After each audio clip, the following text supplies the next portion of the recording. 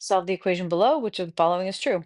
So this is an absolute value equation. First thing we want to do is isolate the absolute value, get the absolute value alone. So I'm going to subtract 5 from both sides, and I have the absolute value of 6x plus 3 equals 7. Okay, now, if I know that the absolute value of a thing, whatever the thing is, I know its absolute value is 7. That means the thing inside here could be 7, but it could also be -7 because there are two things whose absolute value is 7, 7 and -7. So there's actually two equations here. Either 6x plus 3 is 7 or 6x plus 3 is -7.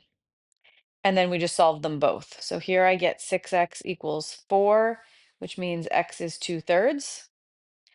And over here, I get 6x equals -10, which means x is -10 over 6 or -5 over 3. So I have found two solutions, so I can eliminate A and B here.